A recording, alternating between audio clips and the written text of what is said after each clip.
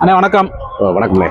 ஐயா நல்லக்கண்ணு அவர்கள் நம்ம விட்டு பிரிஞ்ச இன்ற நாள், இன்னைக்கு வந்து அவர்களிடமிருந்து நீங்கள் கற்றுக்கொண்ட அரசியல் பாடங்கள், அனுபவங்கள், சிந்தனைகள், இக்கால அரசியல் மற்றும் அக்கால அரசியல் பற்றி கொஞ்சம் உங்கள் கருத்து சொல்லுங்கள். வணக்கம். ஐயா நல்லக்கண்ணு அவர்கள் இன்று நம்மை விட்டு பிரிந்து சென்றுள்ளார்கள். ஒட்டுமொத்தமாக தமிழர்களுக்கு, தமிழ்நாட்டுக்கும் இது மிகப்பெரிய பேரிழப்பு. எப்படி தமிழர்களுக்கு வீரத்துக்கு ஒரு அடையாளம், கல்விக்கு ஒரு அடையாளம், செல்வத்துக்கு ஒரு அடையாளம் இருக்கிற மாதிரி நேர்மைக்கு ஒரு அடையாளம்னா ஐயா நல்லக்கண்ணு தான். நேர்மையின் நேர்வடிவம் அப்படிம்பாரு அண்ணன் சீமான் எப்பயுமே. கிட்டத்தட்ட ஒரு 16 ஆண்டுகளா 2009 நாம் தமிழர் கட்சியை அண்ணன் ஆரம்பிச்சார். அதுக்கப்புறம் ஆயிரக்கணக்கான பொதுக்கூட்டங்கள், பல்லாயிரம் திருமண கூட்டங்கள், அரங்கு கூட்டங்கள் ஆயிரக்கணக்கில் நடந்திருக்கும். ஒரு இடத்துல கூட உள்ளரங்கு கூட்டமா இருந்தாலும் ஐயாவை பத்தி பேசாத அண்ணன் வகுப்பெடுக்காத நாளே இல்லை.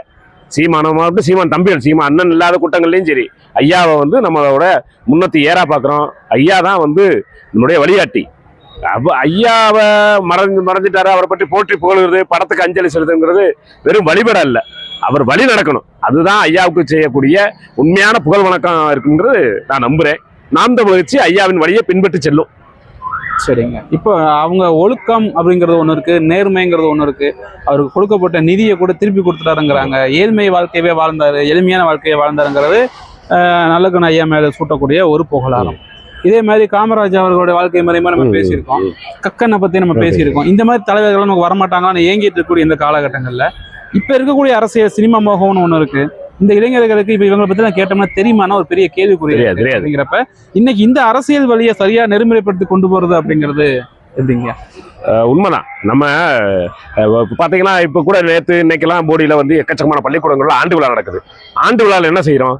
ஆண்டு விழா துவங்குறப்ப ஒரு சினிமா பாட்டு போட்டு ஆரம்பிக்கிறோம். முடிகிற வரைக்கும் எல்லா குழந்தைகளையும் விதவிதமா வேடம் போட்டு சினிமா பாட்டுக்கு ஆட விடுறோம். எல்கேஜி 3 வயசுல ஆரம்பிக்கிற பழக்கம் வந்து கல்லூரி முடிக்க 20-22 வயசு வரைக்கும் சினிமா பாட்டுக்கு ஆடுறோம். அவங்களுக்கு என்ன தெரியும்? சினிமா கதாநாயகர்களே தன்னுடைய நிஜ வாழ்வு கதாநாயகன் நினைக்கிறாங்க. ஆனா அது வெறும் அட்டக்கத்தி தான். நிஜமான கத்திங்கிறது ஐயா நல்லக்கண்ணு போன்றவங்க தான், காமராஜர், கக்கன் போன்றவங்க தான். அப்ப அவங்களுடைய வரலாற்றுகளை பள்ளிக்கூடங்கள்ல இருந்தே சொல்லிக் கொடுக்கணும். ஆசிரியர்கள்கிட்ட கடத்தணும். நிறைய ஆசிரியர்களுக்கே தெரியாம இருக்காங்க, எல்லாமே நுனிப்புள் மேயிறாங்க. நிறைய வாசிக்கிற பழக்கம் இருக்கணும். வாசிக்கிற பழக்கம் இருந்தா தான் இவர்களை பத்தி தெரியணும். ஐயா நேர்மையா இருந்தாரு, எளிமையா இருந்தாருன்னா அவர் ஏதோ கடும் விரதம் இருந்து இருக்கல, அதை தன்னுடைய வாழ்க்கை முறையா வச்சு வாழ்ந்து வந்திருக்காரு. ஐயாவோட மனைவி ஆசிரியா இருந்திருக்காங்க. பாத்தீங்கன்னா ஐயா முழு நேர சமூக பணி ஆற்றியிருக்காரு. ஒரு இடத்துல கூட நம்மகிட்ட பணம் இல்லையே, ஐயோ அது இல்லையே, இதெல்லாம் இல்லை. அவர் தான் கொண்ட கொள்கைக்கு என்றுமே மிகச்சரியா இருந்திருக்காரு. அதுல விட்டு இம்மியளவும் பிசகவே இல்லை. அவர் வாழ்ந்திருக்காரு. இப்ப பாத்தீங்கன்னா வாழ்வு நினைவுலாம் வந்து அவர் நம்மளை போன்ற பல லட்சம் பேருக்கு, பல கோடி பேருக்கு அவர் வழிகாட்டியா இருக்காரு. அவற்றிலிருந்து நம்ம கத்துக்க வேண்டியது அந்த அரசியல் நேர்மை, பொதுவாழி தூய்மை, லட்சியத்தில் உறுதி.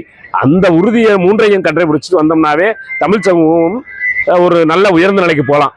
ஐயா போன்றவர்களை வந்து தமிழ் சமூகத்தினுடைய முன்னத்தி ஏறுகளா ஏற்று அவரை வந்து நம்ம வந்து போற்றி போகணும். அவரை பற்றிய கதைகளை வந்து பிள்ளைகள்கிட்ட, நம்மளுடைய நண்பர்கள்ட்ட, உற்றா உணவர்கள்ல எல்லாத்தையும் சொல்லி செஞ்சு அவங்க தான் நம்ம வணங்கக்கூடிய உண்மையான ஆதர்ச புருஷனராக இருப்பாருங்க என்னுடைய கருத்து. இப்போ ஐயா இன்னைக்கு இறந்துட்டாரு. அன்னைக்கு இறந்த உடனே எங்கேயுமே வெளியே வராத ஒரு தலைவர் விஜய் அவர்கள் வந்து இன்னைக்கு வந்து ஒரு மரியாதை செலுத்தியிருக்காரு. எனக்கு அந்த செய்தியை கேட்ட உடனே ஆக்சுவலாக ஒரு பேராபத்தாக தோணுச்சு.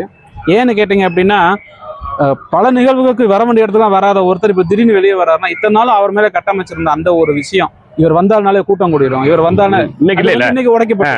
அப்போ அந்த மாதிரி சூழ்நிலையில இருக்கும் பொழுது சீமான் அவர்கள் வந்து இவர் இறந்ததுக்கு அப்புறம் வரலங்கிறதுல இதுக்கு முன்னாலேயே போய் 2 முறை சந்திச்சிருக்காரு. அந்த ஒரு மாண்பை எப்படி பாக்குறீங்க? ஐயாவோட நினைவு சுமக்கிற நிகழ்வுல நம்ம விமர்சனம் பண்ண வேண்டியதில்லை. ஆனா விஜயும் கத்துக்கணும். அவர் ஒரு இளைஞர் தான். அவர் பின்னாடி ஆயிரக்கணக்கான லட்சக்கணக்கான மாணவர்கள் தெரிஞ்சோ தெரியாம இளைஞர் இளம்பெண்கள். ஐயா போன்றவர்களுடைய வாழ்ந்த வாழ்க்கையை விஜயெல்லாம் படிச்சு பார்க்கணும்.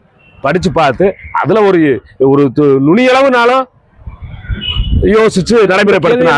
இது காரணம் என்னன்னா, இதே மாதிரி ஐயாவுக்கு மரியாதையை செலுத்தி முடிச்சுட்டு வந்தது பிறகும் பார்த்திபன் அவர்கள் மீடியாவை சந்திச்சார்.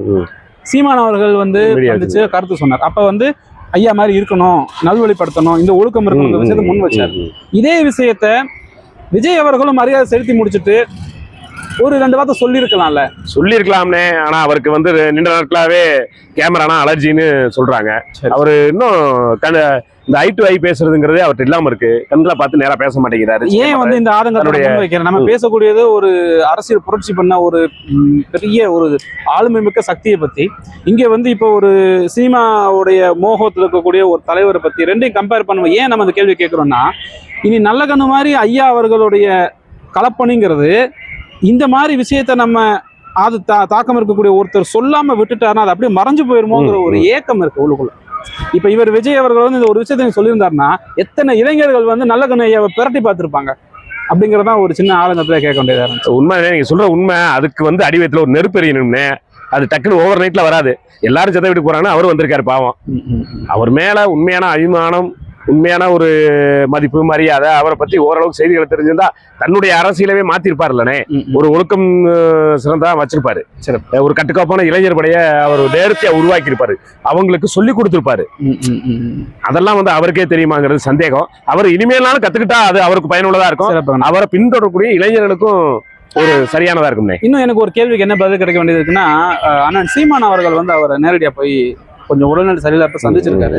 அப்ப அவங்க இருக்கக்கூடிய ஒரு உடன்பாடு தமிழ் தேசியமா இருக்கட்டும், இல்ல வந்துட்டு இப்ப இருக்கக்கூடிய இளைஞர்களுக்கான மாற்று அரசியலா இருக்கட்டும், இதுல நாம் தமிழர் கட்சி மற்றும் ஐயா நல்லகண்ணு அவர்களுடைய சிந்தனைக்கு உள்ள ஏதாச்சும் ஒரு நெருக்கம் இருக்கு?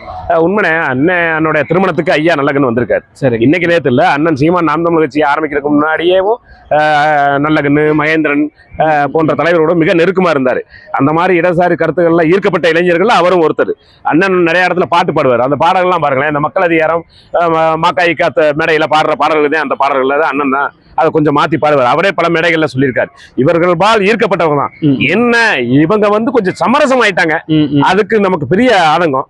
இதெல்லாம் தாண்டி ஐயாவுக்கு உண்மையிலே இன்னைக்கு நன்றி சொல்ல வேண்டிய ஒரு நிகழ்வு என்னன்னா, 2009 இனப்படுகொலை நடந்த போது 2009 டிசம்பர் மாசத்துல, ஜனவரி மாசத்துல, 2008 டிசம்பர், 2009 ஜனவரி மாசத்துல தமிழகம் முழுவதும் இந்திய கம்யூனிஸ்டுகள் தான் வந்து இனப்படுகொலைக்கு எதிரான அந்த போருக்கு எதிரான போராட்டங்களை முன்னிலைப்படுத்துறாங்க, எடுத்து செஞ்சாங்க தமிழ்நாடு ஃபுல்லா. அப்ப பாத்தீங்கன்னா ஐயா தாப்பாண்டியன், ஐயா நல்லகண்ணு போன்றவர்கள் அதுல முன்வரிசையில் இருந்தாங்க. நானே தேனியில் இந்திய கம்யூனிஸ்ட் நடத்தின அந்த ஆர்ப்பாட்டங்கள்ல கலந்துகிட்டு ஞாபகம் இருக்கு. அவங்க தன்னால் முடிஞ்சவற்றும் போராடினாங்க. ஐயா நல்லகண்ணு நாம் தமிழர் கட்சி ஆரம்பித்த புதுசுல ஒரு 10 வருஷத்துக்கு முன்னாடி எல்லாம் பாத்தீங்கன்னா நம்ம நடத்தின 2-3 கூட்டங்கள் எல்லாம் கலந்துருக்காரு, செஞ்சிருக்காரு. அவரோட அரசியல் பாதை வேறையா இருக்கலாம், நம்மளுடைய அரசியல் பாதை வேறையா இருக்கலாம். ஆனா நம்ம மேல மிக நெருக்கமா இருந்தாரு ஐயா. ஐயாவுக்கு தமிழ் தேசிய இளைஞர்களை சார்பில் நாம் தமிழர் கட்சியின் சார்பாகவும் புரட்சிகரமான வீர வணக்கம் செலுத்துகிறது இந்த தமிழ் சமூகம். நன்றி. அதே போன்று நம்ம ஐயாவுடைய சிந்தனைகள், கொள்கைகள் எல்லாத்தையுமே இப்ப நம்ம முன்னெடுத்துக்கூடிய தமிழ் தேசிய ஆதரவோடு சேர்ந்து இணைந்து அவரையும் நம்மளுடைய பெரியார் பட்டியலில் சேர்த்து. ஆமா, அவரை நம்ம வழிகாட்டியா ஏற்கிறோம்னே. அவரை வந்து யார் கைவிடுறாங்களோ இல்லையோ, நம்ம அந்த தமிழ் இதுக்கு முன்னத்து நகர்த்தி போறதா நம்மளோட கடமை. நம்ம அதுதான் சொல்றோமே, 16 வருஷமா அவரை பத்தி பேசாத மேடை இல்ல, பேசாத கூட்டம் இல்ல, பேசாத அரங்கம் இல்ல. இனிமேல் அது தீவிரமா அதை செய்வோம். ஐயாவோட புகழை வந்து, அவர் வாழ்ந்த வாழ்க்கையை வந்து இளைஞர்கள் கடத்துறதுதான் நாம் அவருக்கு செய்யக்கூடிய உண்மையான அஞ்சலிங்கிறது என்னுடைய கருத்து. சிறப்பு, நன்றி.